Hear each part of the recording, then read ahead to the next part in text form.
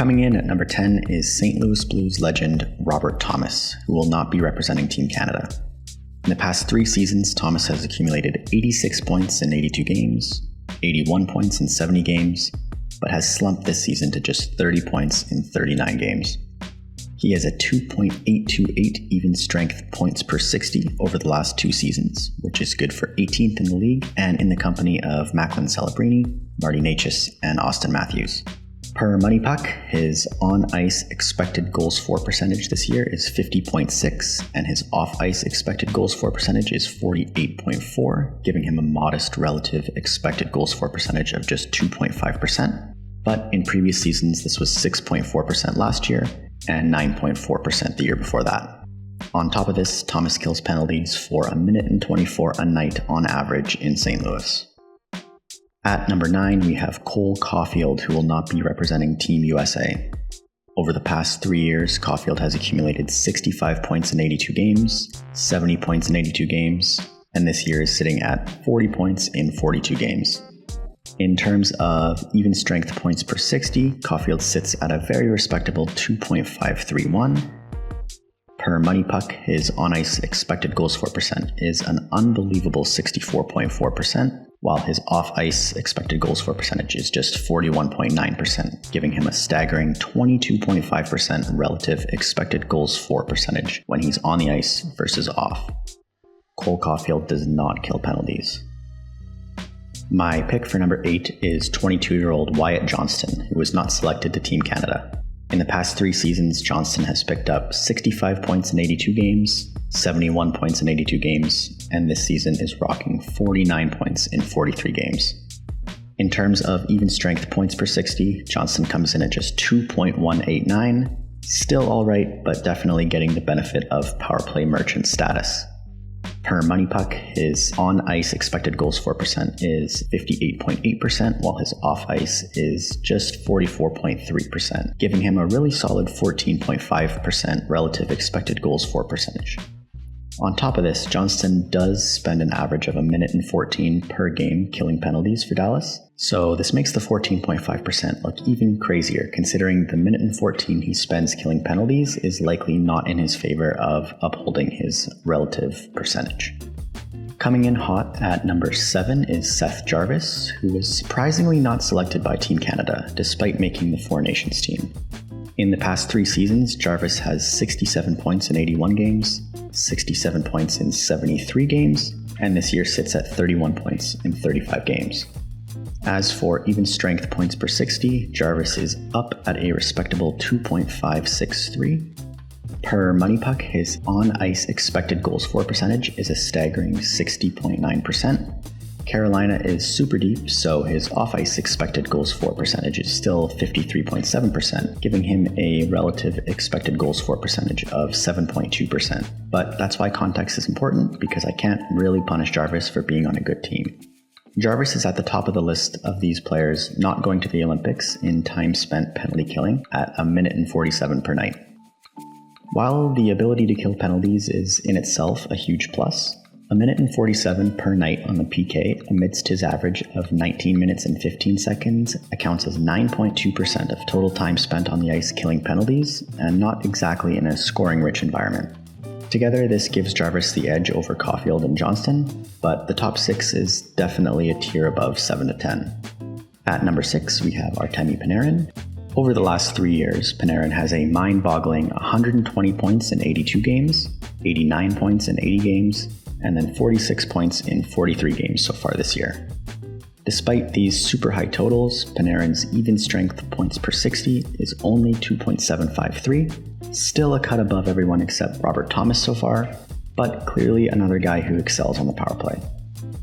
Per Money Puck, Panarin's on-ice expected goals for percentage is 53.9%, while off-ice is just 41.1%, giving him a relative expected goals for percent of 12.5. And Panarin does not kill penalties. Coming in at number 5 is 20-year-old Connor Bedard, who will not be suiting up for Team Canada. Over the past 3 seasons, as a 18, 19, and now 20-year-old, Bedard has 61 points in 68 games, 67 points in 82 games, and prior to his injury this year, had broken out to 44 points in just 31 games. Bedard's even strength points per 60 over the last 2 years sits at just 2.07, but was at 3.361 if we look at just this year prior to his injury. Per Money Puck, Bedard's expected goals for percentage is 56.4% when he's on the ice, but his off-ice expected goals for percentage is an incredibly terrible 37.7%, meaning that his relative impact on the ice to expected goals for is an exceptional 18.7%. Bedard logs about 3 seconds of penalty kill time per night, which I would chalk up to basically just 0. The only reason he's at number 5 over Panarin is due to the 44 points in 31 games this year. At number 4, probably the most surprising snub from any roster is Jason Robertson, who will not be representing Team USA. In the last 3 seasons, J-Rob has 80 points in 82 games, 80 points in 82 games again, and then 52 points in 43 games for Dallas this year, which is number 1 among all US-born skaters. J-Rob's even strength points per 60 over the last 2 years sits at 2.878, which up to this point is pretty much at the top among guys not going to the Olympics. J-Rob especially shines when it comes to his relative expected goals for percentage. On ice, it's 65%, and off ice, it's 41%, giving him an insane 24% relative expected goals for percent. This is good for number 1 in the entire league, let alone among American skaters. J-Rob does not kill penalties, which might skew the relative expected goals for percentage numbers in his favor a bit compared to the guys who do, but why would you ask him to do that when he does everything else? Coming in at number 3 is Kirill Kaprizov. Over the last 3 years, Kaprizov has amassed 96 points in 75 games, 56 points in 41 games, and is sitting at 49 points in 44 games so far this year. Kaprizov is amongst other elite company with his 2.853 even strength points per 60 over the last 2 years. Per Money Puck, this year his expected on-ice goals for percentage is 59.9%, while his off-ice is 43.7%, giving him a relative expected goals for percentage of 16.2%. Kaprizov does not kill penalties, so again this value of 16.2% might be a little bit skewed, but not by enough to justify having Kaprizov anywhere lower than number 3. At number 2, we have what I would consider to be the most unfortunate Olympic absence, Sasha Barkov, who will not be representing Team Finland due to his injury. And it's too bad, man. Barkov would be everything to that team. A legit outside chance of a gold medal with him in the lineup. They could maybe sneak out second or third, but I can't see them beating more than one of the top dogs in Canada, US, or Sweden. But it is also totally possible that they finish lower than Czechia or Denmark. I think probably most likely 4th or 5th. In the last 2 seasons before this one, Barkov has 80 points in 73 games, 71 points in 67 games, 2 Selkies, a King Clancy, and 2 Stanley Cups. His even strength points per 60 is 2.259, which is low, but obviously Barkov is a defensive demon, and he's on a very good Florida Panthers team that depend on other guys to score, and they give Barkov the role of locking down the top players while quote-unquote only being a point-per-game player on top of that. Per Money Puck data from last year, Barkov's on-ice expected goals for percentage was 61.1, while his off-ice was 52.7, giving him a relative surplus of 8.4%.